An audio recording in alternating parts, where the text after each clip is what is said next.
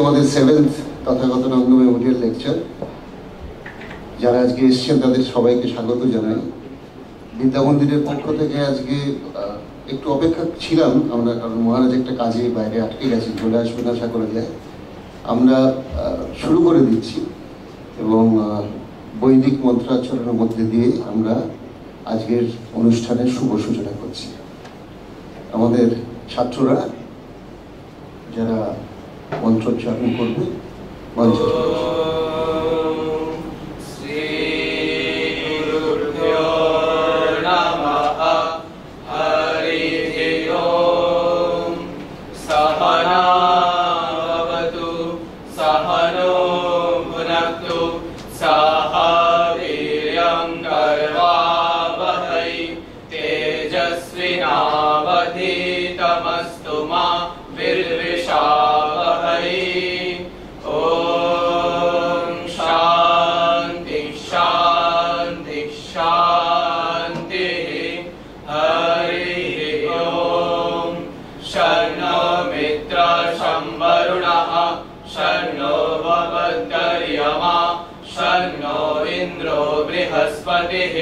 शन्नो विष्णुरुक्रमः नमो ब्रह्मणे नमस्ते वायो त्वामेव प्रत्यक्षं ब्रह्मासि त्वामेव प्रत्यक्षं ब्रह्म वदिष्यामि ऋतं वदिष्यामि सत्यं वदिष्यामि तन्मावतु तद्वक्तारमवतु अवतु माम् अवतु वक्तारम्।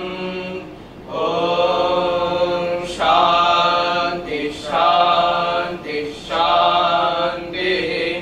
हरिः ॐ भद्रं कर्णेभिः शृणुयाम देवाः भद्रं पश्येमाक्षभिर्यजत्राः स्थिरैरङ्गैः सुष्ठुवागंसस्तनूभिः प्रयासेम देवहितैर्यदायु स्वस्ति न इन्द्रो वृद्धस्रवाः स्वस्ति न पूषा विश्ववेदाः स्वस्ति नस्तार्क्ष्यो अरिष्टनेमिः स्वस्ति नो बृहस्पतिर्दधातु।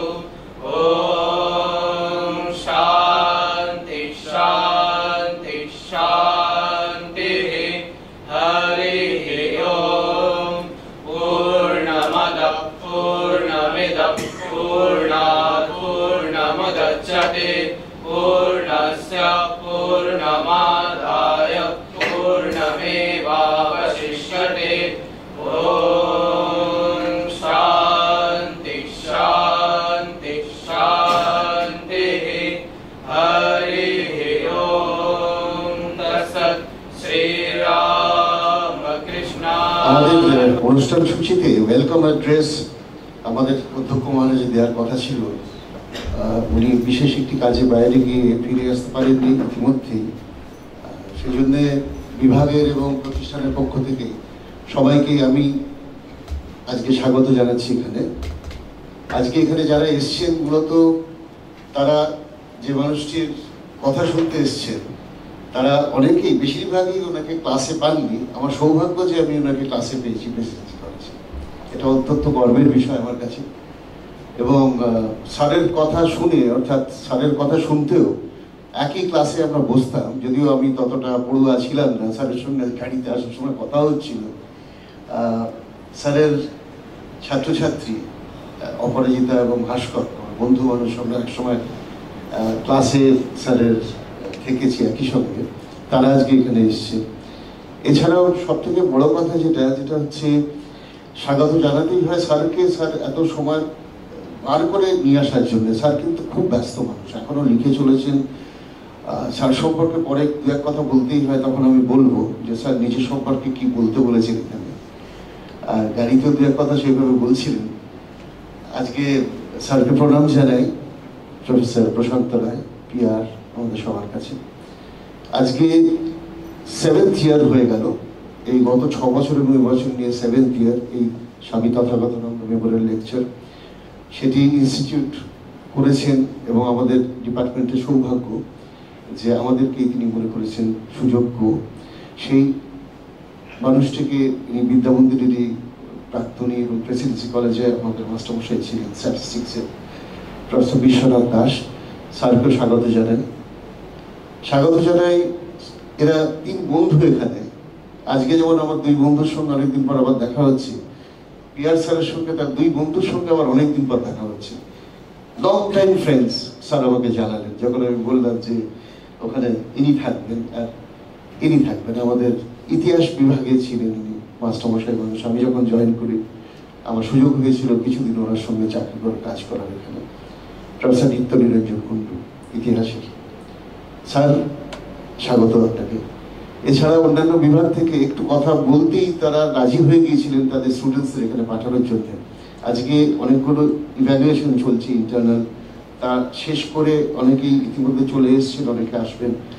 অর্থাৎ English, philosophy, history besides political science, তাদের এইচওডিদের এবং টিচারদের বলতেই তারা অনেকেই এখানে সাগরে এসছেন, স্টুডেন্টসদের আসার জন্য সুযোগ করে দিচ্ছেন।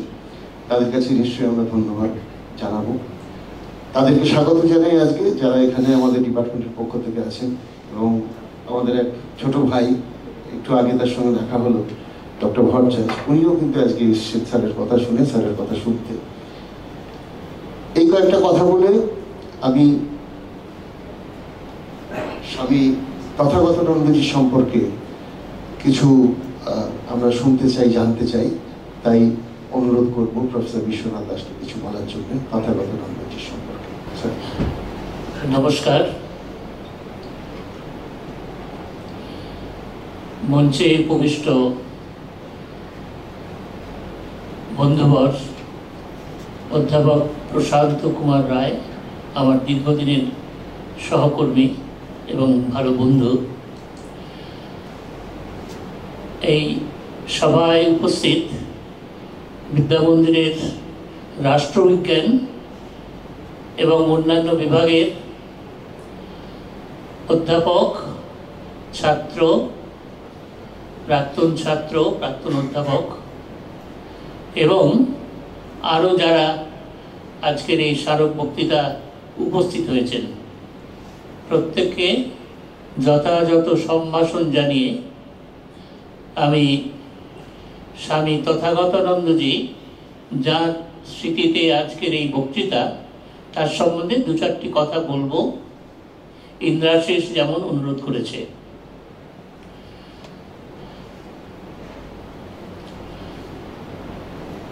মহারাজের জন্ম 15ই ফেব্রুয়ারি 1923 হুগলি জেলার আরামবাগ মহকুমায় ঘোষপুর নামক একটি গ্রামে এক সম্ভ্রান্ত বনেদি ভট্টাচার্য পরিবারে। তার পূর্বাশ্রমের নাম লক্ষ্মীনারায়ণ। মহারাজের পরিবারটি ছিল আধ্যাত্মিকভাবে পরিপূর্ণ। গৃহদেবতা মহিষাসুর মর্দিনী, এছাড়াও আরও কিছু দেবদেবীর নিত্য পূজা হয়। একটি পরিপূর্ণ আধ্যাত্মিক পরিবেশে লক্ষ্মীনারায়ণ মহারাজের বেড়ে ওঠা। 1945-এ ওর মন্ত্র দীক্ষা হয় স্বামী বিরজানন্দজির কাছে। ওর কাছেই 23শে অক্টোবর 1955 তার ব্রহ্মচর্য দীক্ষা। সেই দিন থেকে 1966 পর্যন্ত মহারাজ আমাদের এই বিদ্যামন্দিরে সঙ্গে যুক্ত ছিলেন। আমাদের কলেজটি তখন শুরুতে অনেকেই জানেন শুধুমাত্র ইন্টারমিডিয়েট কোর্স পড়ানো হতো এখানে, আমরাও সেই কোর্সের ছাত্র। মহারাজ ওই সময় ইন্টারমিডিয়েট কোর্সের অর্থনীতি এবং পৌরবিজ্ঞান পত্রটির পৌরবিজ্ঞান অংশটি পড়াতেন। থাকতেন তখন সারদাপীঠে। 1960 সাল থেকে আমাদের কলেজে ত্রিবার্ষিক ডিগ্রি কোর্স শুরু হলো। উনি প্রত্যক্ষভাবে বিদ্যামন্দিরে চলে এলেন শ্রী ভবনের সহকারী অধীক্ষকের দায়িত্ব নিয়ে। তারপর 1962-তে তিনি বিনয় ভবনের অধীক্ষকের দায়িত্ব গ্রহণ করেন। ত্রিবার্ষিক ডিগ্রি কোর্স শুরু হওয়ার সময় থেকে উনি ওই কোর্সের রাষ্ট্রবিজ্ঞান পত্রটিতে অধ্যাপনা করতেন। বিদ্যামন্দিরে উনি ছিলেন 1966 পর্যন্ত। ইতিমধ্যে 1965-তে তার সন্ন্যাস দীক্ষা হয়ে যায় স্বামী মাধবানন্দজির কাছে। 1966 পর কিছুদিন করে তিনি দেওঘর বিদ্যাপীঠ এবং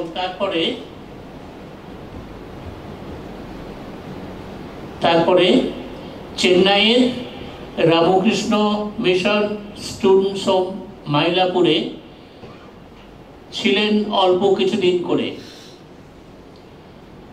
তারপর 1975 উনি রামকৃষ্ণ মিশন বরানগরের অধ্যক্ষ দায়িত্ব নিয়ে চলে আসেন।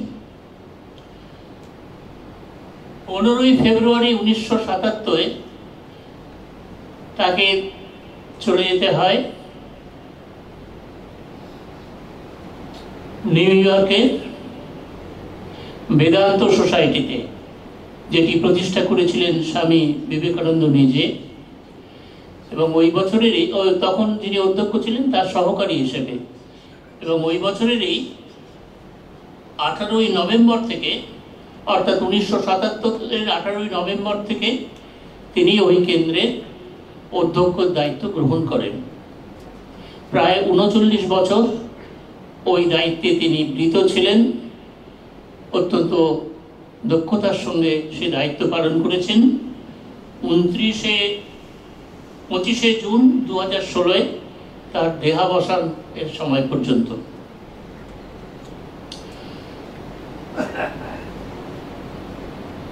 স্বামী বিবেকানন্দর পর ওই কেন্দ্রটিতে অধ্যক্ষের দায়িত্ব ছিলেন স্বামী শারদানন্দ, স্বামী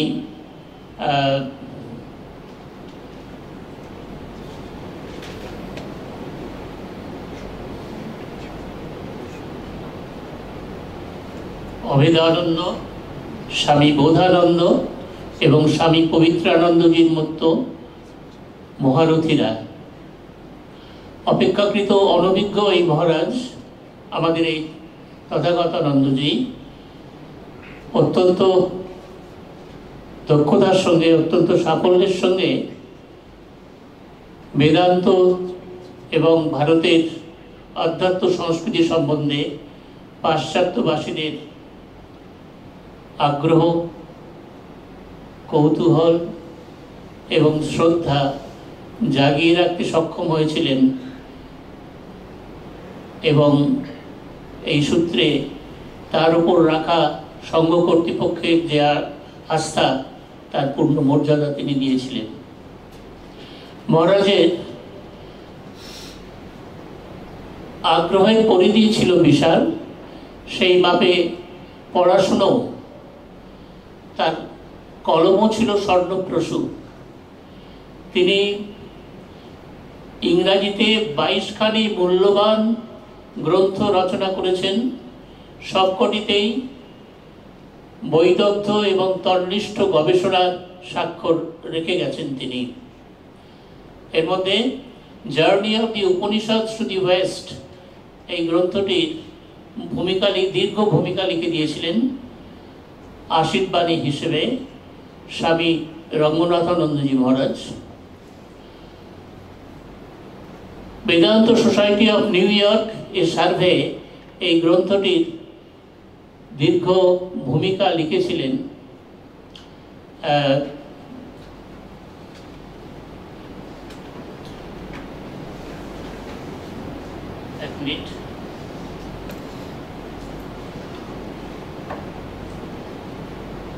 মারি লুই বার্গ তার আরেকটি বিখ্যাত গ্রন্থ, এই গ্রন্থগুলির বেশিরভাগই সমস্ত ভারতীয় ভাষাতেই, মেজর ভারতীয় ভাষাতেই অনুদিত হয়েছে, বাংলা সমেত। এর মধ্যে একটি গ্রন্থ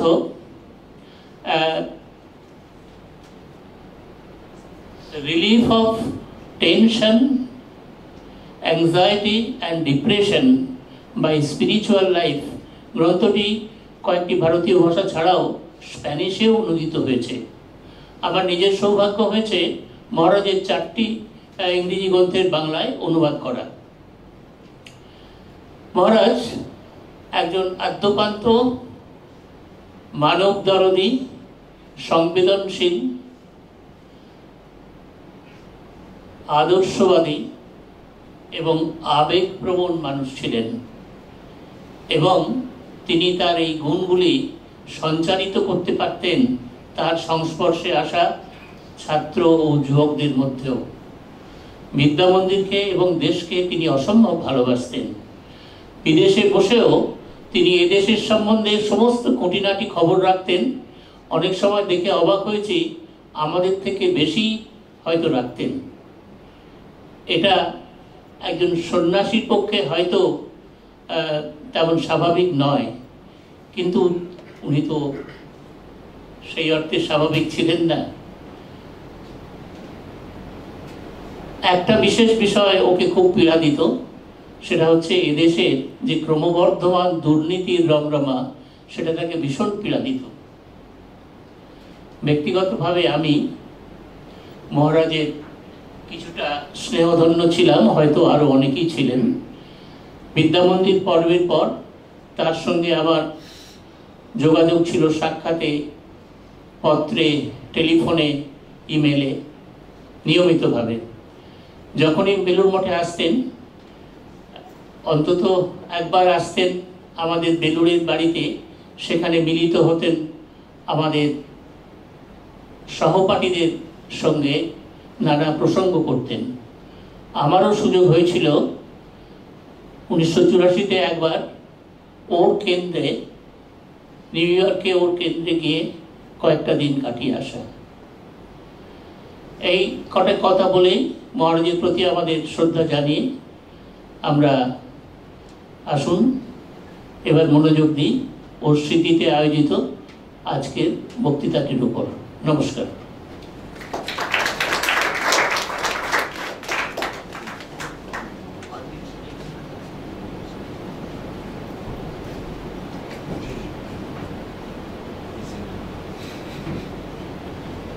তৃতীয় বর্ষের বিনয় মুর্মু এবং আলমগীর মন্ডলকে ডেকে নিচ্ছি। আলমগীর, বিনয়, a token of gratitude from Vidya Mandir to Sir, Professor Prashant Rai.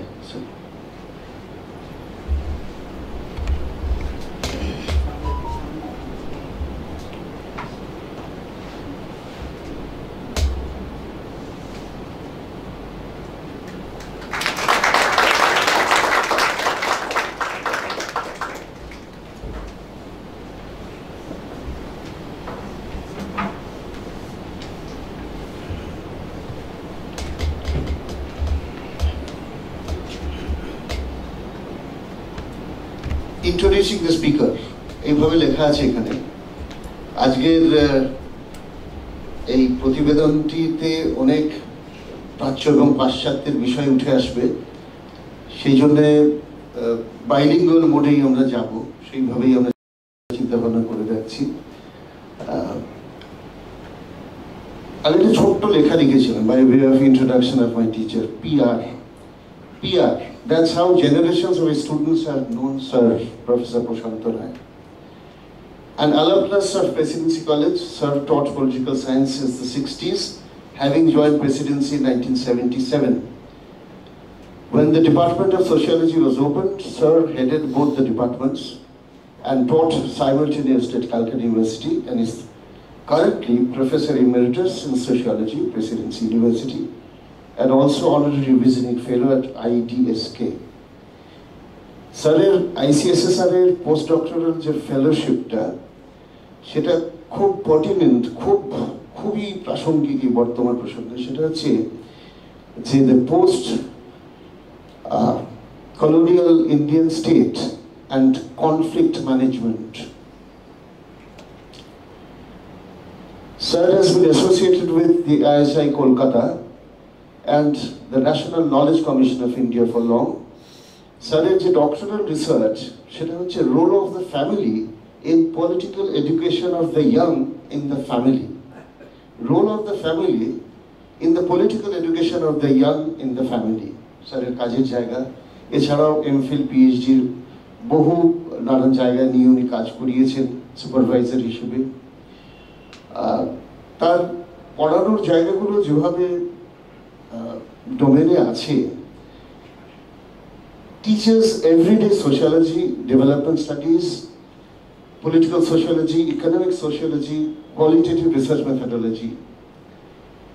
তার যে বই, তার অন্যতম আমি কয়েকটা জাস্ট 2015, 19, 20, 22, 24 এই কয়েক বছরের মধ্যে আমি প্রায় সিনিয়র সিটিজেন হতে চলেছি এই বছরের শেষের দিকে। স্যার মোটামুটি 2 decades and more তার আগে কিন্তু সিনিয়র সিটিজেন হয়ে গেছে। আমার মনে হয় যে অবসর নিলেই ভালো হতো, আবার এত পড়াশোনা লেখালেখি এইসব দেখে মনে হয় না এখন অনেক বাকি। স্যারের কাজের জায়গাগুলো দেখছিলাম, জিজ্ঞেসও করছিলাম যে everyday life worlds dilemmas contestations and negotiations, co-edited একটা ভলিউম 2015 সালে প্রাইমাস থেকে বেরিয়েছিল। Trust in transactions, co-edited with Rukmini Sen from Orient Black Swan 2019. 2020-te The Sociology of Greed, Runs and Ruins in Banking Crisis, Rutledge থেকে। 22-te Situations and Contexts, Narratives on 19th Century Bengal, আজকে স্যারের আর এক ছাত্র জ্যোতি দাদা, আমাদের কাছের মানুষ, JC sir, অধ্যাপক জ্যোতিশঙ্কর চট্টোপাধ্যায় হায়দ্রাবাদে আছেন বলে আসতে পারেননি, তার খুব ইন্টারেস্টের জায়গা এই জায়গাটা। Situations and contexts, narratives on 19th century Bengal, এটা হাইফেন থেকে বেরিয়েছে, স্যারের এডিটেড। 2024 সালের 9th মার্চ হাইফেন থেকে প্রকাশিত everyday life worlds of paintings, possibilities of materialist histories এর বুক লঞ্চ হয়েছিল প্রেসিডেন্সিতে, এবং এটি ইনাগরেট করেছিলেন প্রফেসর অমিয় কুমার বাগচি। রাজর্ষি এটা নিয়ে কিছু বলেছিল, তারপরে একটা ডিসকাশন হয়েছিল, প্রফেসর অনুরাধা রায়ও ছিলেন বোধহয় ওখানে সঙ্গে। স্যার সম্পর্কে এই কয়েকটা জিনিস যেরকম পাবলিক ডোমেনে আছে, আমি একটু কালেকশন করেই আনুষ্ঠানিকভাবে বলতে হয় বলে বললাম। এখন স্যার সম্পর্কে বলতে গিয়ে আমি একটা জিনিস বলছি, কারণ আমি স্যারকে বলেছিলাম যে sir by word of introduction, word or two sir আপনার সম্পর্কে এরকম ডট ডট ডট। স্যার লিখেছিলেন Prashanta Roy, comma, learning and teaching a few social sciences since 1960, comma, written or edited a few books, comma, still fond of teaching, full stop. Sir সম্পর্কে এখানে এসে আমি এতটা যে কত কি এদিকে এখানে খুঁজে খাজে ছোট করে বললাম, স্যারের বক্তব্যটা এটা ছিল। গাড়িতে আসার সময় বললেন যে ওনার রিসার্চের কাজটা করার দরকার ছিল। W.H. মরিস জোনস আমাদের সাবজেক্টে আমরা যারা ইনিশিয়েটেড আমরা জানি, আঞ্জবেতে ইত্যাদি, তাদের সঙ্গে স্যারের অত্যন্ত ঘনিষ্ঠতা ছিল, এবং খুব ইন্টারেস্টিংলি তারা কিন্তু সবসময় স্যারকে বলেছেন যে you should go into proper research. Sir বলেন আমি কিছুই করিনি, all my life I just taught and taught and taught. That's PR for us. স্যারের একটি অ্যাবস্ট্রাক্ট স্যার পাঠিয়েছিলেন, আমি সেটা পড়ে handing over to sir. Art and injustice. ও হ্যাঁ, একটা জিনিস বলতেই হয়, সেটা হচ্ছে এটা কি হঠাৎ করে স্যার এই নিয়ে চিন্তা ভাবনা করা শুরু করলেন? উনি তো কত কি নিয়ে কত রকম কাজ করেছেন, আর্টস, কালচার, পেইন্টিং ইত্যাদি নিয়ে হঠাৎ করেই এলো নাকি? একেবারেই নয়। স্যার আজকে শেয়ার করছিলেন, জানি না অন্য কোথাও বলেছেন কিনা, যে ক্যালকাটা ইউনিভার্সিটিতে একটা কন্টেস্ট হতো এবং স্যার সেখানে একটা কিসের জন্য স্যার, স্কাল্পচারের জন্য স্যার ওখানে প্রাইজ পেয়েছেন, এবং নিয়মিতভাবে স্যার ওখানে যাতায়াত করতেন এবং গভর্নমেন্ট আর্ট কলেজে স্যারের যাতায়াত ছিল, সেই ছোট্ট বয়সে তিনি এবার পৌঁছে যান সরাসরি প্রিন্সিপালের ঘরে। ছোটবেলাতে সব গেট পাস পাসপোর্ট কিছুই লাগে না, সেখানে সোজা চলে গিয়েছিলেন বলে। তখন বলেছিলেন যে তুমি ঠিক কি করতে চাও, কমার্শিয়াল আর্টিস্ট? কমার্শিয়াল শব্দটা না জেনেই স্যার বলেছিলেন যে কমার্শিয়াল শব্দটা আমার কোনোদিনই পছন্দ নয়। আমি বলছি না, ওটাতে যাবো না, অন্য জাতে। তখন বললেন যে তুমি ভালো করে পড়াশোনা করো, কারণ এদিকে এসে অসুবিধে হবে, কমার্শিয়ালে না গেলে। নন কমার্শিয়াল হলে সত্যি খুব কষ্ট আছে সেই অর্থে। সেই জন্য স্যারকে আমরা পেয়েছি। We normally associate work of art with beauty and joy. If we have at least some elementary knowledge of style in painting or sculpture, our enjoyment gains some scholarly dimension. In the next hour or so, I want to engage you with some select incidents of ugliness in the universe of relationship which any artwork involves. After all, every such work is the result of collaborative performance. A painter may choose a theme as Pablo Picasso did for his Guernica, and a style, namely Cubism. But before he paints, he must have color, brushes, easel, and many more I call accessories. He needs a market to buy these vital things. He needs a place to display. He needs a patron because he needs money.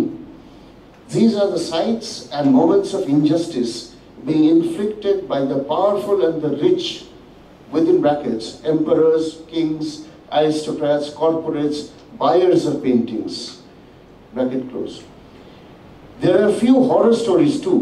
I will talk about both injustice in the everyday life worlds of paintings as well as painters' sensitivity and sensibility towards those in the social margins. Over to you, sir. আমার এই বেলুড় বিদ্যাপীঠ আমার কাছে খুব প্রিয় জায়গা। আমি হয়তো তৃতীয় বা চতুর্থবার এলাম কিছু বলার জন্য। আমি কতটা আসবে এর মধ্যে কিন্তু কোনো ইগোর ব্যাপার নেই, যেহেতু আমি না বলে বলা যায় না বলে আমি আমার কথা বলছি। আমার নিজে মনে হয় যে কোনো একটা মুহূর্তে বোধহয় আমার সোশ্যাল সায়েন্স পড়িয়ে পড়িয়ে ক্লান্তি এসেছিল। প্রত্যেক মানুষের মতো আমিও বোধহয় একটা সেলফ রিনিউয়াল চেয়েছিলাম। তারই ফলাফলের একটা অংশ আজকে আমি রাখছি। আমি একটা খুব অদ্ভুত ছোট প্রশ্ন আমার মাথায় এসেছিল, কেন এসেছিল জানি না, যে রবীন্দ্রনাথ তুলি রং কোত্থেকে কিনতেন, কোন কোম্পানির?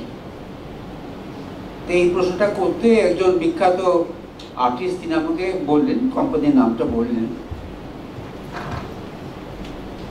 সেখান থেকে আমার আগ্রহ জন্মায় যে যতক্ষণ না রং কেক যারা আমরা ব্যবহার করেছি বা টিউব যা ব্যবহার করি, তার আগে তো রং প্রায় প্রাথমিকভাবে তৈরি করা হতো প্রকৃতি থেকে কিছু কিছু সম্পদ নিয়ে, এবং যারা তৈরি করত ইতিহাসে তাদের কিন্তু কোনো চিহ্ন নেই, কিন্তু তাদের বাদ দিয়ে কিন্তু এটা সম্ভব ছিল না।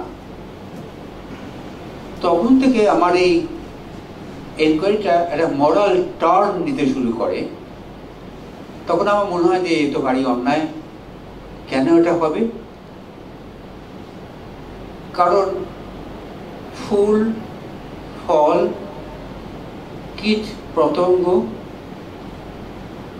পাহাড়, পাথর, মাটি, কাদা, এগুলো বাদ দিয়ে কিন্তু রং তৈরি কখনো হয়নি। আমরা বলি কালার অ্যান্ড পিগমেন্ট। পিগমেন্টের মানে হচ্ছে একটা কোনো টিস্যু, জৈবিক টিস্যু, হয় মানুষের বা অন্য কোনো প্রাণীর, যেখান থেকে একটা বেসিক কালার তৈরি হয়, যেটাকে নানা সংমিশ্রণে নানা কালারের ভ্যারাইটি বেরোয়। তা যে মানুষগুলো এগুলো সংগ্রহ করত তাদের কিন্তু কোনো শিক্ষা দীক্ষা ছিল না সেই অর্থে। তাদের যেটা ছিল সেটা হচ্ছে এই local knowledge about the flora and fauna, কি কি জিনিস পাওয়া যায়, এবং তারপর এক্সপেরিমেন্টালি দেখা যে তার থেকে রং তৈরি হচ্ছে কিনা এবং রং তৈরি করা। কেউ যদি গুগল খুলে কালার চার্ট এটা গুগল করে, তারা দেখবে যে এক একটা মূল কালারের কত ভেরিয়েশনস হয়, যেগুলো কম্বাইন করলে কিন্তু ছবির ভিন্ন ভিন্ন রূপ বেরোয়। এই দিকটা আমার মনে হয়েছিল যে অ্যাটেনশন দেওয়া হয়নি। কারা দেননি?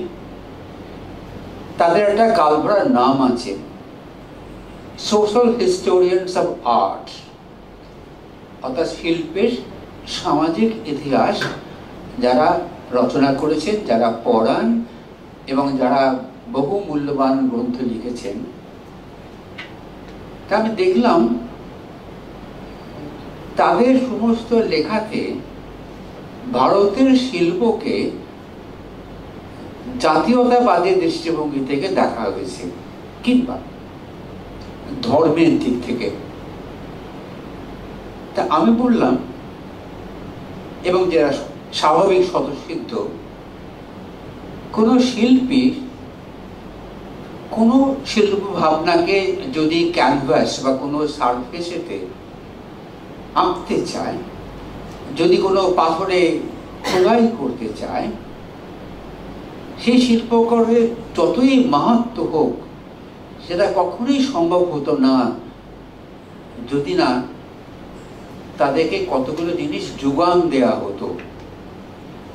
এবং তার রেঞ্জ ক্রমাগত বাড়ছে। কোন খরগোশটা ধরলে পারে, তার ল্যাজের কোন অংশ থেকে লোম নিলে পারে, কোন ধরনের ব্রাশ হবে, সেটা তারা কিন্তু গবেষণা করে বার করত। শুধু লোকাল নলেজ নয়, তাদের প্রখর কল্পনা শক্তি ছিল, একটা ইনটিউটিভ পাওয়ার ছিল, যাতে বুঝতে পারছেন কোন জিনিসটা দিয়ে কোন প্রয়োজন সাধিত হতো। যখন আর্টিস্টরা নিজেরা এই কাজ আর করতে পারছেন না, তখন কিন্তু এই ধরনের মানুষের সাহায্য ছাড়া তারা আর্ট কখনোই তৈরি করতে পারতেন না। এরা কেন সম্পূর্ণ ভাবে উল্লেখের বাইরে, কেন আর্কাইভে এদের কোনো স্থান নেই, সেটা কিন্তু আমাকে একটু ব্যক্তিগতভাবে কষ্ট দিয়েছে। তাদের আমি নাম দিয়েছি সাবঅর্ডিনেটস। যারা সোশ্যাল সায়েন্স পড়েনি তাদেরকে বলি, তাদেরকেই আমরা সাবঅর্ডিনেট বলি, যারা তাদের নিচু যে অবস্থান সেটাকে কোট আনকোট স্বাভাবিক ভেবেছে, তাদের ভাবনা হয়েছে বলে তাই। অর্থাৎ তারা ভেবেছে যে এটাই তো আমাদের হবার একমাত্র কাম্য ছিল। এই যে ইডিওলজিটা, সেটা কিন্তু তৈরি করেছে যারা উপর দিকে আছে। তখন আমার মনে হলো যে নিশ্চয়ই শিল্প বলতে সুন্দর জিনিসের অন্তরে যে এরকম কদর্য জিনিস থাকতে পারে, সেইটা নিয়ে ভাবনা চিন্তা গবেষণা করলে কিরকম কি হয়। তা আমি একটা বই লিখি, 6 বছর নিরন্তর পরিশ্রম করে সব ধরনের টেক্সট ঘেঁটে সেই বইটা লেখা হয় যে শিল্পের জগতের যত অন্যায় অবিচার। মনে হলো তখন, আচ্ছা এই শিল্পীরা কি শিল্পের জগতের বাইরে যে অন্যায় অবিচার হচ্ছে তাই নিয়ে কি কোনো ভাবনা চিন্তা করেছেন? তখন আমি অনেক দিন অনেক পরিশ্রম করে আমি 228টা পেইন্টিং এবং স্কাল্পচার উদ্ধার করি, ভারতীয় শিল্পীরা কিংবা পশ্চিম ইউরোপের শিল্পীরা যারা তৈরি করেছেন, 228টা। আমার বইটা আমি উৎসর্গ করেছি, এবং শুনলে একটু হাসি পেতে পারে। দ্বিতীয়টা দুজনকে উৎসর্গ করেছি। একটা করেছি আমি আমার লোয়ার মিডল ক্লাস সেন্সিবিলিটি, আমি এটা পরে বোঝাবো। আমার মনে হচ্ছে যে আমি যদি ওই স্তরে না জন্মগ্রহণ করতাম তাহলে সম্ভবত আমার এই ধরনের মনের বিকাশ হতো না। সেকেন্ড হচ্ছে আমি আমার ল্যাপটপ মাউসকে ডেডিকেট করেছি, কারণ আমি তো ঘরে বাইরে যেতে পারিনি, লাইব্রেরিতে যেতে পারিনি, আমার কোনো অ্যাসিস্ট্যান্ট নেই। আমার হঠাৎ হঠাৎ কথা মনে হয়, তখন আমায় কে সম্পত্তি যখন দেবে, তখন আমি সাইবার স্পেসে যে পাবলিক ডোমেন আছে তার সাহায্য নিই। এই করে আমি একটা দ্বিতীয় বই লিখেছি, যে বইটা 7 দিন বাদে বাজারে আসবে। প্রথমটার নাম দিয়েছি everyday life worlds of paintings. লোকে সচরাচর বলে অফ পেইন্টার্স, আমি বলেছি পেইন্টিংস। ব্যাখ্যার অপেক্ষা রাখে, ব্যাখ্যাটা আমি দিচ্ছি। কাজ করতে করতে আমি গোড়াতে কোনো তত্ত্ব ভাবনা নিয়ে শুরু করিনি। হঠাৎ আমার মনে হলো এটা একটা মেটেরিয়ালিস্ট আন্ডারস্ট্যান্ডিং হতেই পারে। তখন আমি সেই তত্ত্বটা, আমি যেটা প্রাথমিক চ্যাপ্টার হয় সেখানে আমি লিখেছি, যেটা আমি সবাইকে বলি প্রথমে এটা পড়ো না, প্রথমে তুমি পরের চ্যাপ্টার থেকে পড়ো। পরের চ্যাপ্টারগুলো ভালো, আমি নিজের প্রশংসা করছি না। রং কতভাবে তৈরি হয়, কি থেকে তৈরি হয়, রঙের বাণিজ্যের বিজ্ঞাপন, এবং প্রত্যেকটা পড়তে কিন্তু আমি দেখেছি at the cost of some people হয়েছে, যাদের নাম কোনো রেকর্ডে নেই, until the rise of the idea of consent, অর্থাৎ until the bourgeois revolution Europe. যখন কনসেন্ট এলো তখনই কিন্তু লোকে কিন্তু তাদের স্বীকৃতি দিল। বহুদিন পর্যন্ত পৃথিবীর সব দেশে যা শিল্পকর্ম, তার তলাতে আর্টিস্টদের নাম লেখার কোনো অধিকার ছিল না। সেটা চলেছে 16, 17, 18 সেঞ্চুরি পর্যন্ত। কেউ কেউ সাহস করে কোর্টে গেছেন এটা আদায় করার জন্যে। তারপর কোলোফন বলে একটা বস্তু হয়, ছবির গায়ে একটা মার্জিন থাকে। মুঘল আমলেতে তখন পেইন্টাররা লুকিয়ে লুকিয়ে তাদের চিহ্ন রেখে যেতেন, যেটা এখন আমরা ইন্টারপ্রেট করে দেখতে পাচ্ছি। তা কেন ওটা হবে? আমার শিল্পকর্মে আমার নাম লেখার অধিকার থাকবে না? আমি যে শিল্পীকে রং ঘষে ঘষে তৈরি করে দিলাম, তারা কেন আমাকে অ্যাকনলেজ করবে না? এই সব দুঃখবোধ থেকে কিন্তু আমি লিখেছি। সেটা এই করতে কিন্তু আমার টোটাল ব্যক্তিত্বটাই কিন্তু কমিটেড হয়ে আছে। কোথায় আমার lower middle class family implicated, সেটা দিয়ে আমি আমার লেকচারটা শুরু করব। আমি একটা বড় লেখা ইংরেজিতে লিখে নিয়ে এসেছিলাম, তা দেখছি বাংলায় যখন বলতে পারছি আমি বাংলাতেই বলি, আশা করছি কারো কোনো অসুবিধা হবে না। মাঝে মাঝে আমি ইংরেজি বলবো, তার কারণ হচ্ছে এই পেইন্টিং এবং রাইটিং এগুলো ইন্টারচেঞ্জেবল, এবং কোনো কোনো সময় পেইন্টিং বেটার কনভে করে দেন রাইটিং, এবং কখনো বা বিপরীত। একথা আমি দেখিয়ে দিয়েছি, শুধু কাজ দিয়ে নয়, মনীষীদের কথা দিয়েও আমি দেখিয়ে দিয়েছি। সুতরাং আমি এদিক এবং ওদিক করব।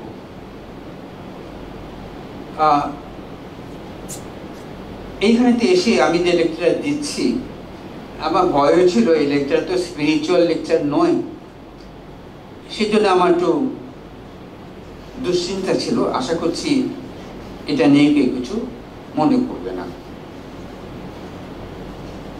আমি লাইফ ওয়ার্ডস কথাটা বলেছি। লাইফ ওয়ার্ডস কথার মানে হচ্ছে লাইফ অ্যাজ লিভড, প্রত্যেক দিন। আমি পরশুদিন রাত্রিতে ডুমুর কেটেছি। ডুমুরের ইংরেজি হচ্ছে ফিগ। তাতে যে রংটা বেরিয়েছে সেই রংটা আমার বুড়ো আঙুলেও আছে। আমি যখন ডুমুর কেটে বুড়ো আঙুলে রং পাচ্ছি, তখন আমার মনে হয়েছে, আহা, যে লোকগুলো রং তৈরি করেছে তাদের হাতে কত রং লেগেছিল, এবং কখনোই তারা এটা দেখতেও পারেনি এবং কোথায় একটা পার্সোনাল কানেকশন আছে এই লিভড ওয়ার্ল্ডের গল্প। সেই লিভড ওয়ার্ল্ডের গল্প যারা প্রচার করেছেন তাদের নাম আছে, একটা গালভরা নাম, তাদের বলা হয় ফেনোমেনোলজিস্ট। তারাই কিন্তু এই কথাটাকে সামনে নিয়ে এসছেন।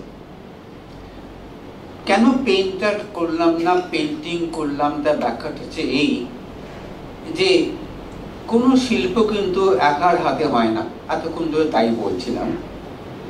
মানে যদি এখনকার পরিস্থিতি ভাবা হয় যে লাইটিং যেহেতু একটা বড় রোল প্লে করে, সেজন্য লাইটিংটা কিরকম হবে সেটাও কিন্তু তার একটা স্টেক আছে ইন দ্য আর্ট ইটসেলফ।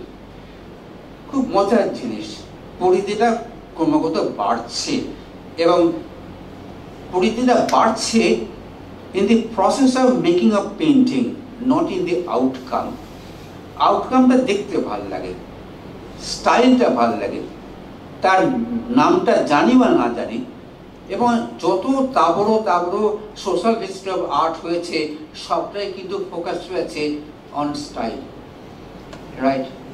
এখন স্টাইলটা তো দৃশ্যমানের ব্যাপার, কিন্তু কোন রঙের সঙ্গে কোন রং মেশালে পরে স্টাইলটা উন্নত হবে, আর্টিস্টরা সেই এক্সপেরিমেন্ট করেন।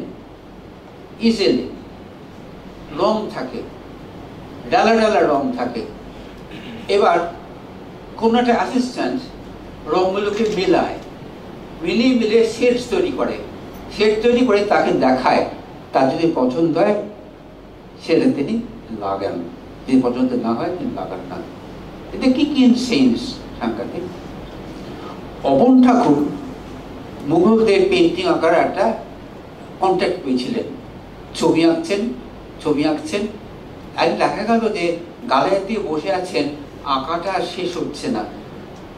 পাশ দিয়ে ঠাকুর বাড়িতে অনেক চাকর বাকর ছিল, একটাকে ডেকে বললেন, হ্যাঁ রে কেন রে কিরাম বিচ্ছিরি লাগছে?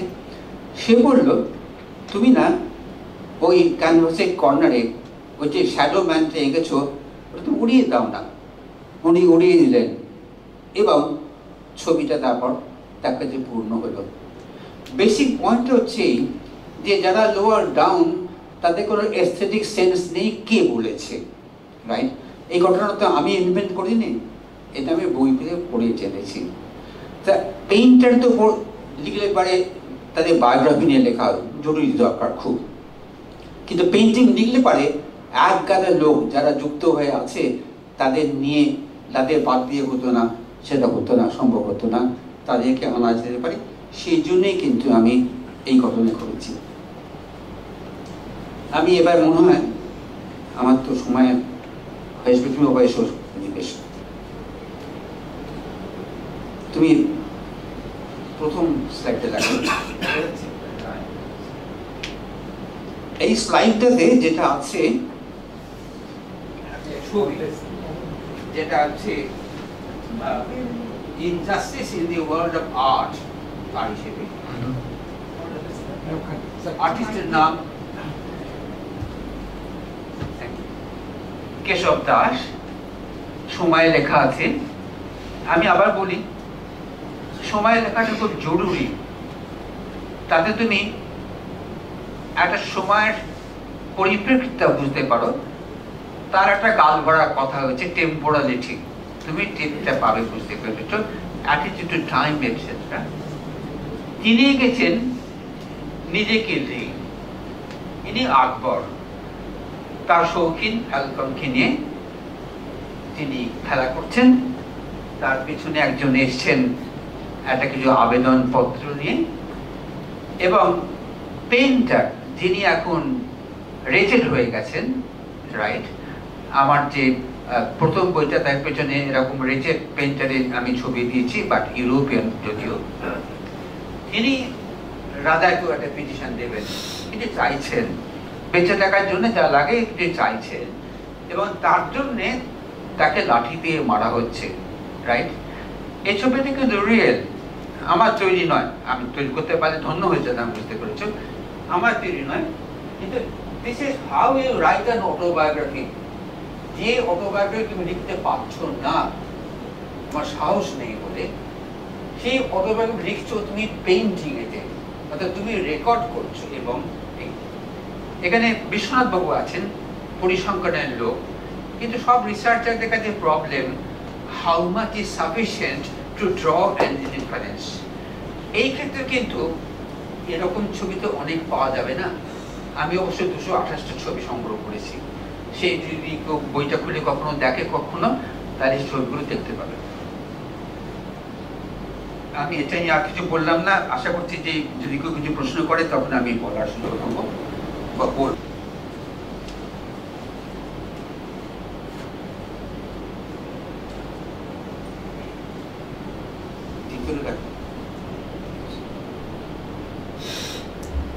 এখন রং যে তৈরি হয়, সে রং তৈরি হতো হিউম্যান বা অ্যানিমাল লাইফ থেকে, বডি থেকে, এবং তার একটা প্রথম সোর্স ছিল মামি। করে করে মামিগুলোকে বার করা হতো, বার করে মামিগুলোকে ইন্সপেক্ট করা হতো। ইন্সপেক্ট করে দেখা হতো যে এই যে তার থেকে কিছু নেবার মতো আছে কিনা। কি কি নেওয়া হতো? ওষুধ তৈরির কিছু কেমিক্যাল বা কিছু মেটেরিয়াল, সেকেন্ড পারফিউম তৈরি, রাইট, আর তারপর যদি কিছু পড়ে থাকে তাই দিয়ে রং তৈরি। এরা হচ্ছেন দি অ্যারিস্টোক্রেসি, রাইট, অবজার্ভ করছেন। ইনি হচ্ছেন the scientist, real man, real character, historical character, কোনোটাই ফিকশন নয়, বুঝতে পারছো? এবং এরা হচ্ছে এগুলো টেনে টেনে বার করছে, বুঝতো? খুব খারাপ কথা বললে পারে নারী হুড়ি বার করা হচ্ছে। এটা তো হলো মৃত মানুষকে তুললে যেটা তোলা পাপ, তাকে অসম্মান করছো, তার চেয়েও একটা বড় কিছু ঘটনা করতে বলছো। এই রংটার নাম হচ্ছে মামি ব্রাউন। মামি ব্রাউন হচ্ছে বিখ্যাত রং।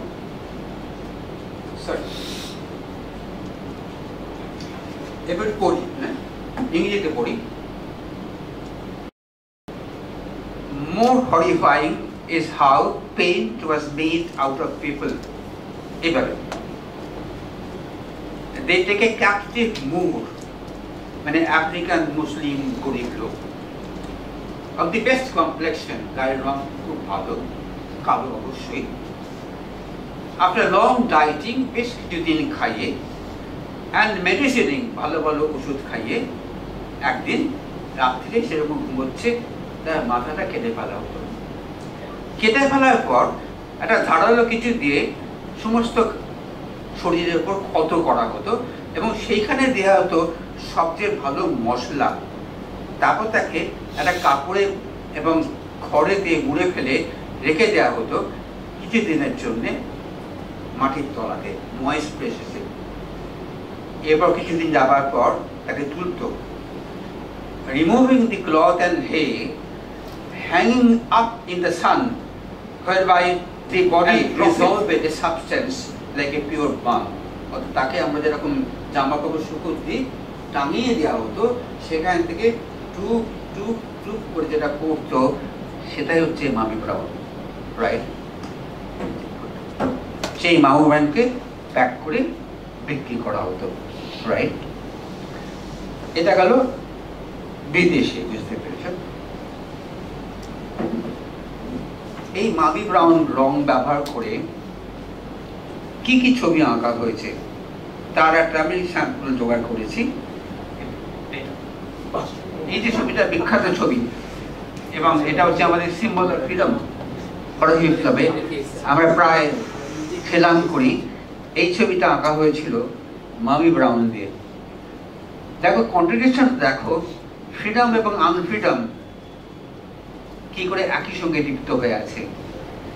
How you read a painting তারপর নির্ভর করবে। এবং আমি একবার বলছি যে যদি আমি কোনো আগ্রহ সৃষ্টি করতে পারি, এই তো সেন্ট্রাল ক্যানভাসে আছে, বুঝতে পেরেছ, কিন্তু সবসময় দেখবে যে কারা শ্যাডোসে আছে, মার্জিনাল স্পেসে আছে, বুঝতে পারবে তারা কিন্তু সাবঅল্টার্ন ক্যাটেগরি, বুঝতে পেরেছ, যাদের জীবনের উপরে লিবার্টিটা করছে, বুঝতে পেরেছ। That's it.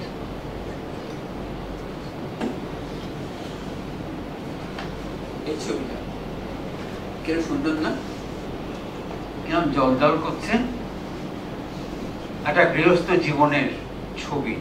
এই ছবিটা কিন্তু মামি ব্রাউনে আঁকা হয়েছে, এবং তুমি দেখবে এই যে ইউলো টেম্পারটা, সেই টেম্পারটা এটা বৈশিষ্ট্য। দেখো সবাই ঠিক আছে, দল আছে, বাচ্চা আছে, খেলছে, ইনি দেখছেন, সংসারী কাঠামো আছে। এন্টার এই জিনিসটা কিন্তু একটা পার্টিকুলার টাইম অফ সোসাইটিকে রিপ্রেজেন্ট করে, সেটা এসব সম্ভব হচ্ছে।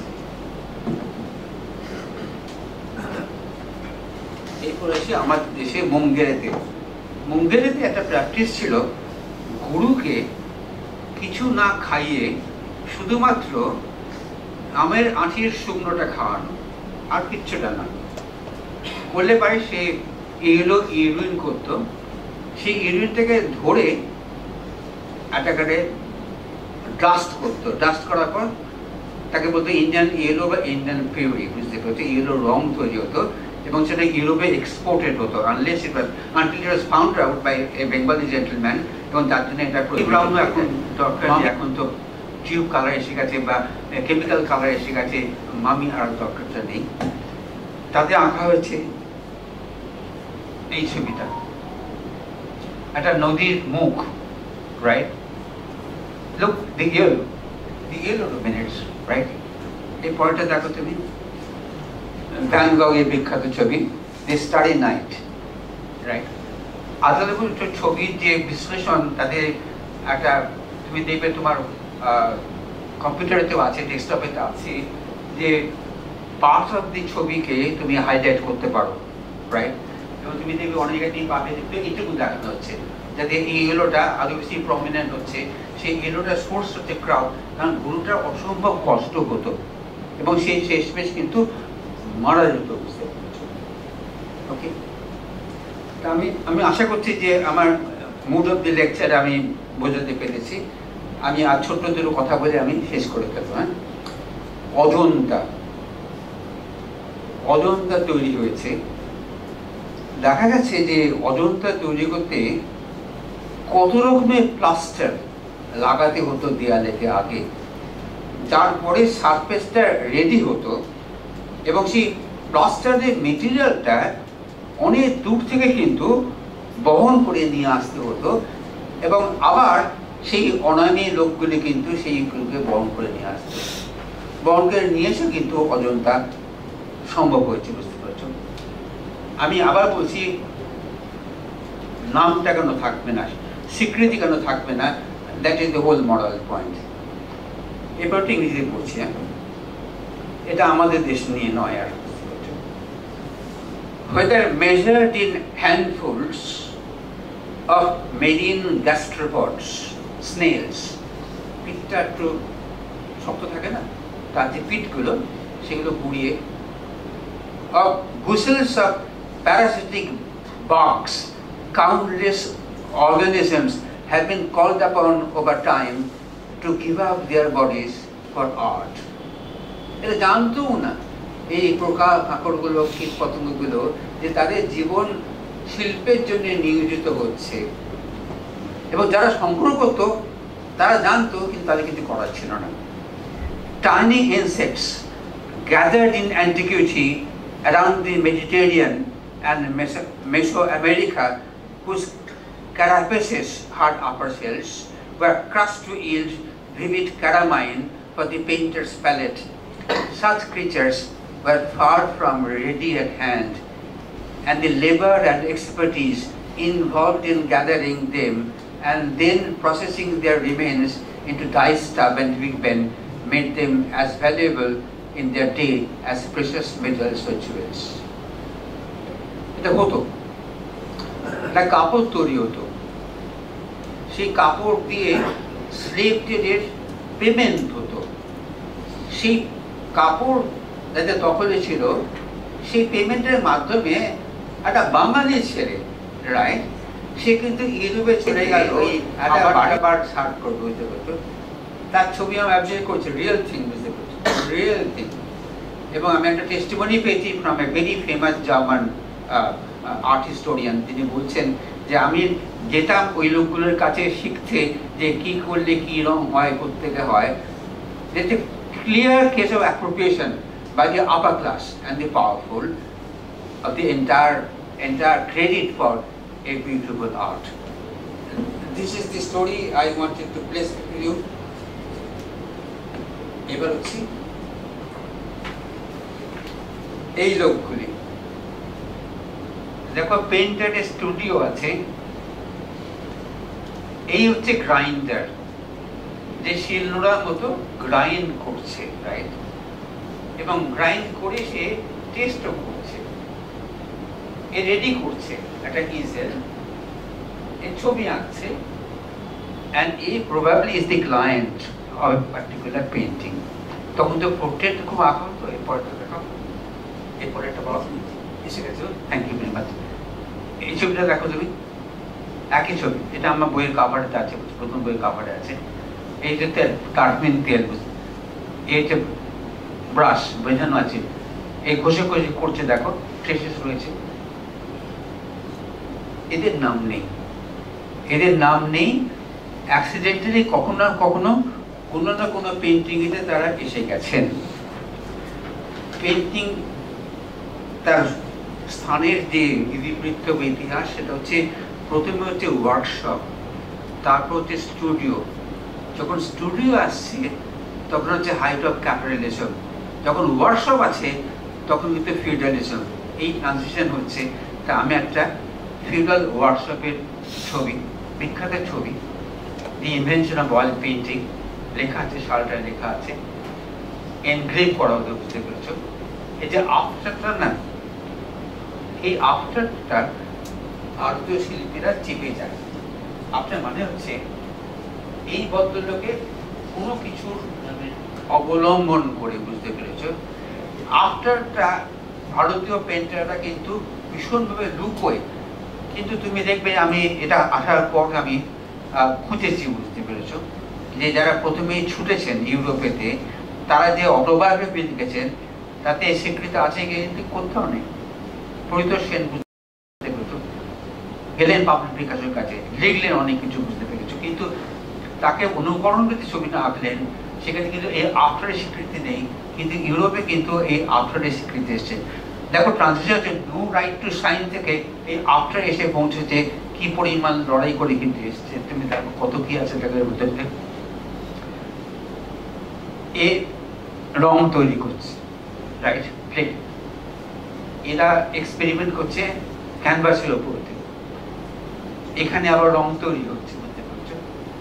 একটা লেবারিং ক্লাসের লোক ঢুকছে, মাথায় কিছু বহন করে যেটা লাগবে, এই হচ্ছে মাস্টার আর্টিস্ট, যিনি ছবি আঁকছেন। This is basically a power structure, একটা ওয়ার্কশপ একটা পাওয়ার স্ট্রাকচার, এবং এটা বেসিক্যালি কিন্তু ফিউডাল পাওয়ার স্ট্রাকচার। তার ভেতরে কিন্তু আর্টের জন্ম হচ্ছে অন্ত ইউরোপিয়ান কনটেক্সটে। ভারতের শিল্পের ইতিহাস কিন্তু এরকম ভাবে এত ভালো করে দেখে না। Now I return to my lower middle class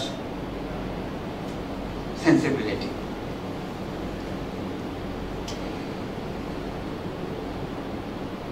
এটা আমার মা আমাকে শুনিয়েছিলেন। কৃষ্ণচন্দ্র মজুমদার বলে কবি, বুঝিবি সে কিসে, চিরসুখী জন ভ্রমে কি কখন ব্যতীত বেদন বুঝিতে পারে, কি যাতনা বিষে বুঝিবে সে কিসে, কবু আসে বিষে দংশনে যারে, যতদিন হবে না হবে না হবে তোমার অবস্থা আমার সম, ঈষৎ হাসিবে শুনে না শুনিবে বুঝে না বুঝিবে যাতনা মম। সারপ্রাইজ সারপ্রাইজ, আমি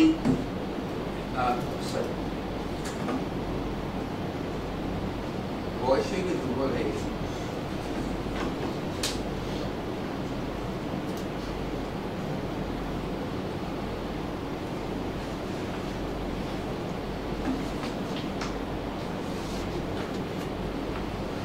লিওনার্দো ভিঞ্চি, সময়কাল 1452-1519। এটি ইতিহাস লেখাতে আবার একটা গুণ আছে, সেটা হচ্ছে ব্র্যাকেটে লিখে দেয় অ্যাক্টিভ ইয়ার্স, মানে কোন সময় সবচেয়ে বেশি প্রোডাক্টিভ হয়েছেন, তাতে না ট্র্যাক করা যায়, তাদের চেঞ্জেসগুলো ট্র্যাক করা যায়। উনি বলছেন এমপ্যাথির কথা, এই কথা বলছেন। It emphasized the idea that a viewer perceiving an object could establish a link between it and themselves, projecting the object into themselves. And that is, the artwork could be experienced by the observer as if the viewer belonged predominantly to the object in such a way that its characteristics could be actually felt through the expression of emotions, feelings and thoughts. যতদিন ভবে না হবে না হবে তোমার অবস্থা আমার সম, ঈষৎ হাসিবে শুনে না শুনিবে, বুঝে না বুঝিবে, যাত না একই এক্সপ্রেস। Thank you. যদি স্যারের সঙ্গে এই বিষয় নিয়ে কিছু কথাবার্তা আদান প্রদান করতে চাও, দ্য ফ্লোর ইজ ওপেন। মাইক্রোফোনটা আছে জহর, দিয়ে যারা কথা বলতে চান, জানতে চান কিছু, প্লিজ স্যার।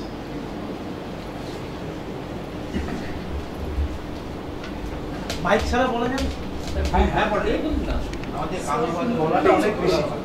আচ্ছা আচ্ছা, তবে make it very very short, simple, crisp. স্যারের বক্তৃতাটা শুনেই মনে হয়েছে নিশ্চয়ই। নমস্কার স্যার। নমস্কার।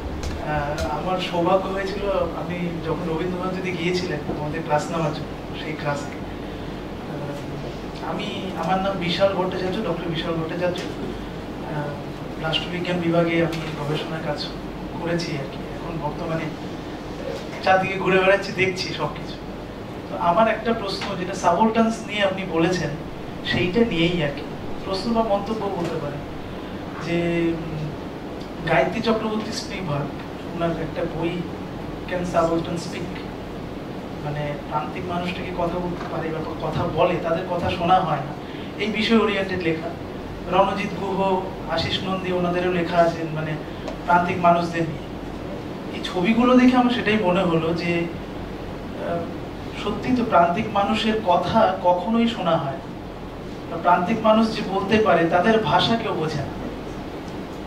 যারা প্রান্তিক মানুষ, যারা আঁকছেন, তাদের তুলি রং সবকিছু দিয়ে তারা আঁকছেন, পরিশ্রম করছেন, তাদের কথা শোনার মতো মানুষ নেই। তো সেই জায়গাটা আমার মনে হয় কোথাও বুর্জোয়াজি বা বলা যেতে পারে পুঁজিবাদী সমাজ বা ভোগবাদী সমাজের জন্য তাদের কথা কোথাও দমিত এখনো পর্যন্ত, স্টিল না।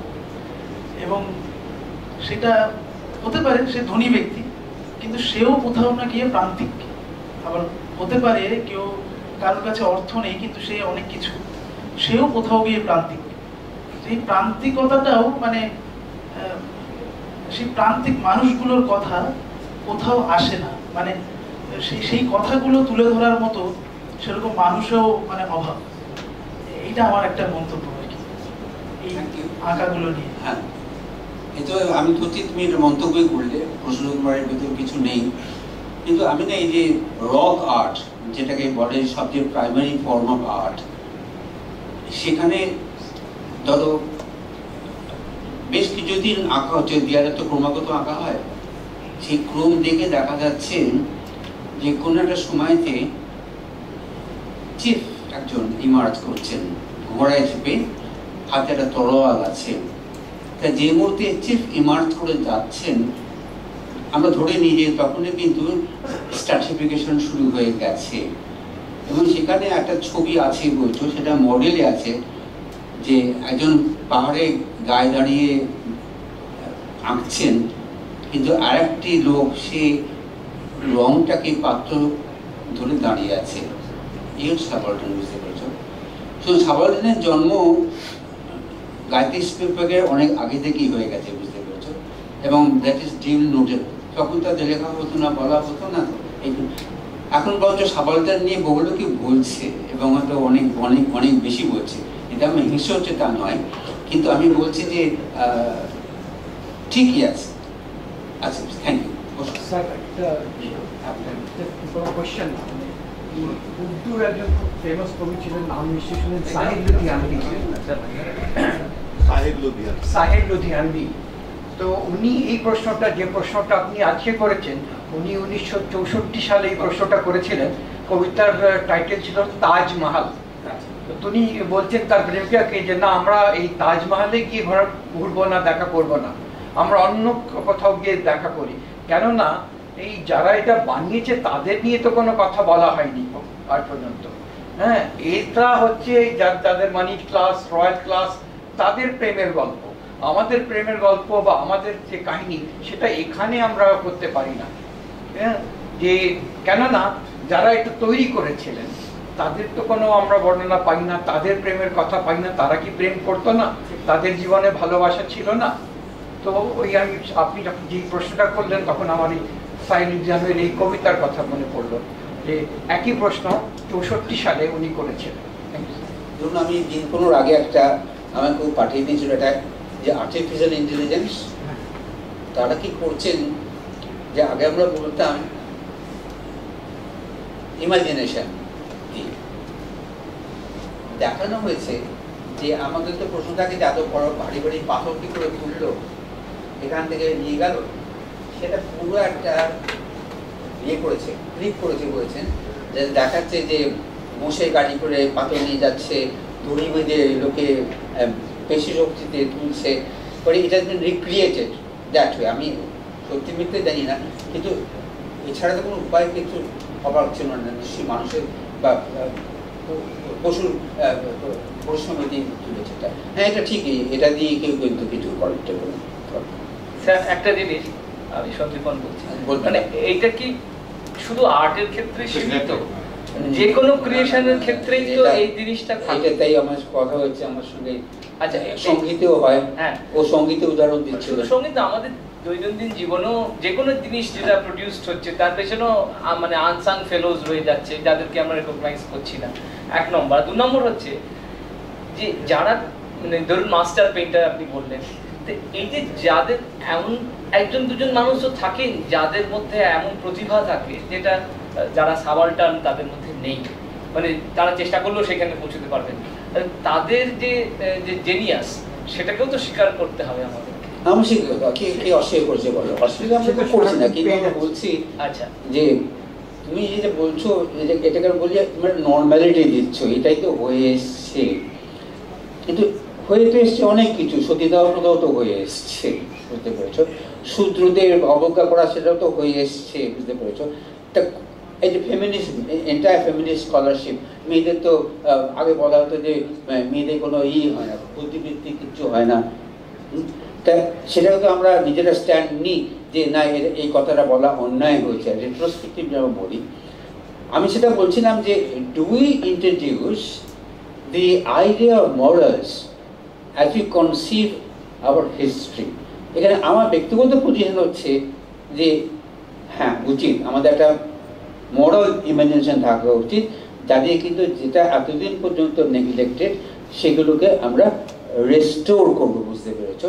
এই ট্র্যাডিশনটা কিন্তু সবচেয়ে পাওয়ারফুল হচ্ছে কিন্তু ফ্রেঞ্চ হিস্টোরিওগ্রাফিতে, যেখানে তারা বলছেন যে তারা কি বলতে পারত, সেটা বলা হোক। তা আমি এই দ্বিতীয় বইটা লেখার সঙ্গে সঙ্গে আমি আর একটা বই এডিট করেছি, সেটা অন মার্জিনালিটি। বইটার নাম হচ্ছে হার্ড অ্যান্ড আনহার্ড। সেই বইটাও বেরোতে যাচ্ছে, বুঝতে পেরেছ? তা আমি ইন্ট্রোডাকশন লিখেছি। সুমন্ত বন্দ্যোপাধ্যায় তিনি প্রথম অশ্রুত কথাটা বাংলাতে ব্যবহার করলেন সোশ্যাল হিস্ট্রি লেখাতে। আমি এখান দিয়ে লেখাটা শুরু করেছি। তারপরে তুমি দেখবে যে যেহেতু ল্যাঙ্গুয়েজ ইজ ভাইটাল, কোন ওয়ার্ডটা আসছে সেটা ডিটারমিন করে।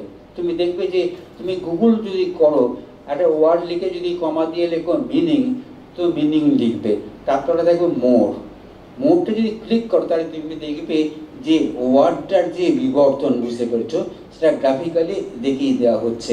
তেমনি ওয়ার্ডেরও তো জন্ম মৃত্যু আছে। তো অশ্রুত ওয়ার্ডটা আনলে পারে then we pay attention to অশ্রুত, এবং তখন আমরা ভাবি হোয়াট দে মাইট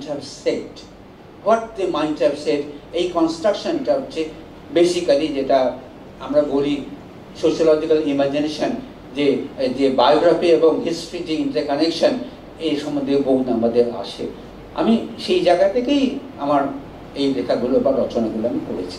ইয়েস, আপনি যেটা বলছিলেন স্যার, যে নর্মাল জিনিসটাকে মেনে নেবো বলে এটা বলা হচ্ছে না, যেটা বলা হচ্ছে যে স্যার কিভাবে আমরা তাহলে অন্যান্য ক্ষেত্র এই স্বীকৃতিটা দিতে পারি, মানে শুধু আর্টওয়ার্ক নয়। আমি তো বলছি 100 বার বলছি, আমি বলছি যে মাস্টারমশাইদের পুরস্কার দেওয়া হয়, কিন্তু তুমি দেখবে যে কোনো প্রতিষ্ঠানটা কোনো একক মাস্টার যত ব্রিলিয়ান্ট হন তার জন্যই গড়ে ওঠে। এটা আমরা ভুল করে ফেলি, বুঝছো? কিছু লোক এরকম ক্যারিজমা অ্যাকোয়ার করেন, পান বলে তাকে নিয়ে অনেক বেশি আলোচনা হয়, কিন্তু অনেকেই আছেন তারা কিন্তু অতটা রকম গর্জাস নন, বলার ভিতরে অত স্টাইল নেই, কিন্তু তারাও কিন্তু কন্ট্রিবিউট করেন। আমি বলছি এই স্পিরিটটা আমার ধারণা better for a just society, সেই জন্যই করি। আপনি বলবেন, উনি বলবেন বলছেন। আমি যখন এই কলেজে প্রথম জয়েন করলাম তখন প্রিন্সিপালের ঘরে একটা সামনেই একটা কোটেশন ছিল আইনস্টাইনের, সেটা এত সুন্দর, 1000 times a day I remind myself that both my inner and outer life are based on the labors of both living men living and dead, and that I should pay back in the same measure in which I have received. তো এটা আমাকে খুব inspire করতো তখন। আপনি আপনার বইয়ের নাম লিখেছেন আর্ট অ্যান্ড ইনজাস্টিস, তো নিশ্চয়ই হঠাৎ এটাও আমার মনে হচ্ছিল spice and injustice, beverages and injustice, মানে উই ক্যান মানে গো অন। আমি স্পাইস অ্যান্ড ইনজাস্টিসটা এই জন্য বললাম, কিছু বছর আগে আমি নাটমেগ স্কার্স পড়েছিলাম, তারপর থেকে জাইফল যেটা রান্নায় ব্যবহার হয় আর কি, এটা যখনই ব্যবহার করি with a great sense of guilt, বা ওই সিভেট, ওটা আমি জাস্ট জানতাম না, কপি লুয়াক বলে, সিভেট ক্যাটের ইয়ে থেকে তৈরি হয়, ওদেরকে আনডাইজেস্টেড, মানে ওদেরকে ওই কফি সিডস গুলো খাওয়ানো হয় মানে fully knowing that they can't digest that, এবং তারপরে সেই তাদের যে ওই ওয়েস্ট প্রোডাক্টটা সেইটাকে প্রসেস করে ওই পৃথিবীর দামি কফি আর যেগুলো পিক আপ করে তাদের নিয়ে ইতিহাসে তেমনি আছে যে ওয়ার্ল্ড ফুটবলে যে ফুটবল খেলা হয়, সেই ফুটবলটা সেলাই যারা করে তাদেরকে নিয়ে ইতিহাসের কাছে। আমার ইতিহাসে শুনুন, আমি কলেজে পড়তাম, আমাদের একজন মাস্টারমশাই ছিলেন রমেশচন্দ্র ঘোষ, একটু পাগল টাই পরতেন, টাই বাদ দিয়ে ভুলে যেতেন, পরে আসতেন, দেরিতে ছাড়তেন। তিনি একদিন বললেন যে মনে রেখো যে এই মুহূর্তে হ্যারিসন রোড কলেজের মুখেতে যে ট্রাফিক পুলিশটা ট্রাফিক ম্যানেজ করছে, সেও কিন্তু তোমার বৃদ্ধিতে কন্ট্রিবিউট করছে। তিনিও আমাকে বলেছিলেন যে তোমাদেরও কিন্তু একটা পে ব্যাক টাইম আছে। আমাদের কলেজের ট্রাম ক্লাস লাইনেতে একদম ওপরের ক্লাসটাতে 4:20 ইংরেজি গ্রামারের ক্লাস হতো, তখন কিন্তু কোনো আওয়াজ আসতো না, বুঝতে পেরেছ? এই শিক্ষাগুলো আমি বলছি, এটাকে আমি বলি লোয়ার মিডল ক্লাস সেন্সিবিলিটি, যেটা কিন্তু আদারওয়াইজ কিন্তু হতো না। এই কবি কিন্তু পাঠ্য হিসেবে ছিলেন না কখনো, বুঝতে পেরেছ?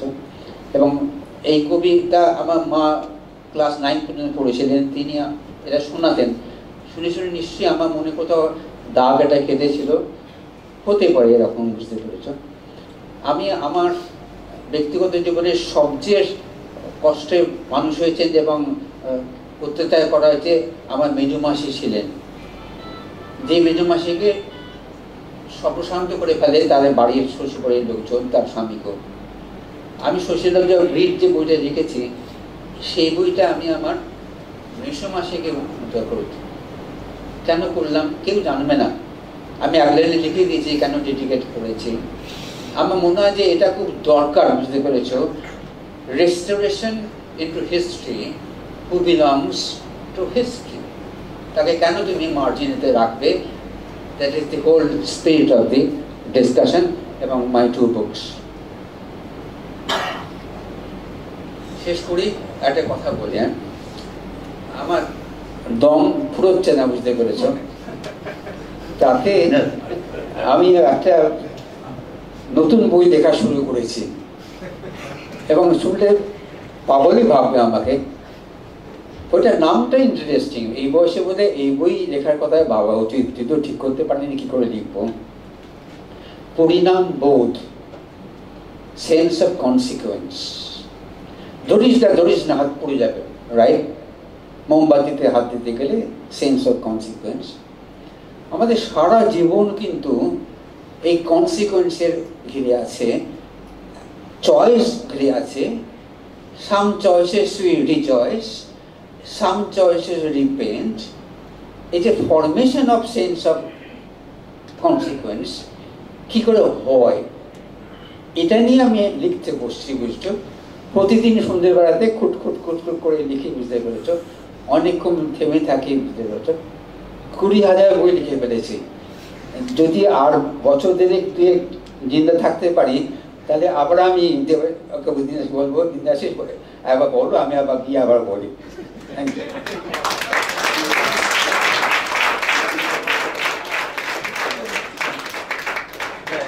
এটা আমি মন্তব্য না, this is I heard sir, আমি একটু ইংলিশে বলি, because sir used to lecture us in English in after 38 years. This is fascinating. It's the same razor sharp PR and it's sweet.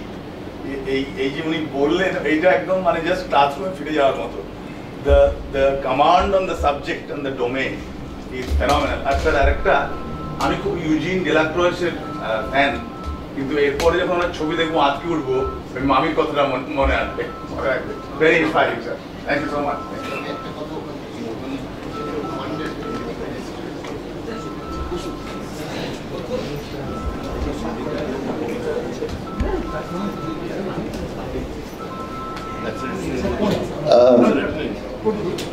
এই 11টা স্লাইড স্যার পাঠিয়েছিলেন আমার কাছে।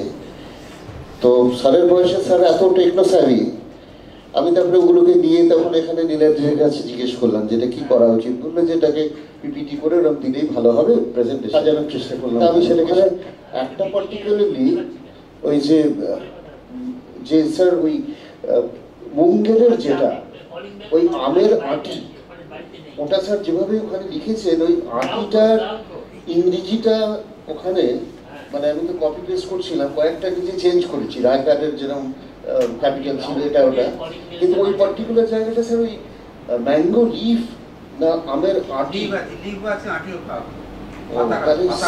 মানে জাস্ট লিভস লেখা আছে, ওটাকে আচ্ছা আচ্ছা আটিও খাবে, তাহলে ওটাতে ইনক্লুড করতে হবে আর কি আটিটা, মানে আপনার ন্যারেটিভে যখন জানালেন আর কি। এছাড়া কিছু বলার নেই। সন্দীপ একটু আগে যেটা জিজ্ঞেস করছিল সেটা আমারও কথা, স্যারকে আসার সময় বলছিলাম যে এই যে ডোমজুড়ের কাছে ওই পুরো এলাকা জুড়ে আমার গ্রামের বাড়ির কাছে ওখানে গিটার তৈরি করে যারা, সবাই কিন্তু জানে যে ব্রাগানজা গিটার বানায়, ইয়ামাহার ক্যামার স্ট্রিটের বিসিএল এর আগে ঢুকতে ওখানে গিটার, ইয়ামাহার গিটার। আসলে ইয়ামাহার গিটার বা ব্রাগানজার গিটার কিন্তু ডোমজুড়ে খোলটা তৈরি হয়। তারা কিন্তু ওয়েস্টার্ন গিটার সম্পর্কে কিছুই জানে না, এটা তো একেবারেই নয় যে স্পেসিফিকেশনস আছে তার মধ্যে। আমরা যেটাকে বলি রবিশঙ্করের সেতার, আসলে সেই সেতারটা এমন লালবাজার স্ট্রিটের নন ডেসক্রিপ্ট একটা দোকান এনএন মন্ডল, সেখান থেকে বিজি চৌক সাহেব তৈরি করা হয়। তাদেরকে কেউ চেনে না কিন্তু যেখান থেকে তৈরি হয়েছে। আমার এই কথাগুলো মনে হয়েছিল কমপ্লিট ইন এগ্রিমেন্ট উইথ স্বরূপদা স্যার ইংলিশের সন্দীপন, যে শুধু এটাতেই নয়, প্রত্যেকটা জায়গাতেই খুঁজতে গেলে এই ধরনের অবশ্যই সব ক্ষেত্রেই এভরিডে লাইফ স্যারের যে জায়গাগুলো, সব কটা বিষয়তেই কিন্তু এই ধরনের একটা প্রচ্ছন্নে আনহার্ড আনসাং হিরো আছে।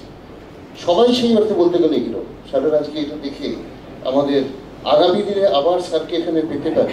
মাঝে মাঝে এরকম একটা ইন্টারভেনশন দরকার, ভেরি মাচ, ভীষণ দরকার, ভেরি মাচ, মাঝে মাঝেই নিয়ে আসবে। স্যার আপনার কিন্তু থাকলো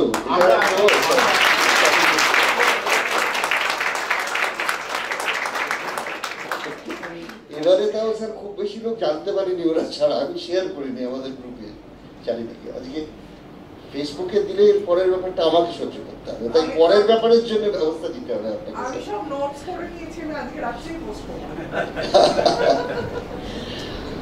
আমরা শেষ পর্বে চলে এসেছি। আমি আনুষ্ঠানিকভাবে ধন্যবাদ জ্ঞাপনের জন্য অধ্যাপক শুরু করছে। গত বছরের 25শে মার্চ আমার এখনো সেই এটা রয়েছে মেসেজটা, স্যার আমাকে মেসেজ করেছিলেন হোয়াটসঅ্যাপে যে I have published a book on paintings which dwells on, among other aspects, on injustice in the world of art, drawing illustrations from Bengal, India and Europe. Do you think your students in history and political science will listen to a lecture on this sometimes in April? তা স্যারের কাছে আমরা ক্ষমা চেয়ে নিচ্ছি যে 2024 সালের এপ্রিলে আমরা এটা অর্গানাইজ করতে পারিনি, 2025-এর এপ্রিলে আমরা পারলাম।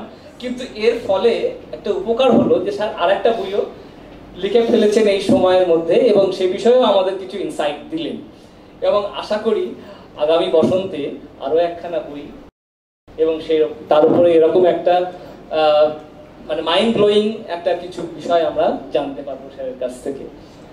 সবুজে মেওয়া ফলে একদম লিটারেলি, সেই জন্য স্যারকে তো আমাদের তরফ থেকে মানে অসংখ্য ধন্যবাদ, কৃতজ্ঞতা, শ্রদ্ধা। এবং স্যার আমাদের ঘরেরই মানুষ হয়ে গিয়েছেন। মানে আমার মনে হয় আমি 2001 সালে এখানে এসেছি, তারপর থেকে 2-3 বছর অন্তর অন্তর স্যারকে কোনো না কোনোভাবে আমরা এই বিদ্যা মন্দিরে পেয়েছি। এটা আমাদের অত্যন্ত সৌভাগ্যের বিষয়।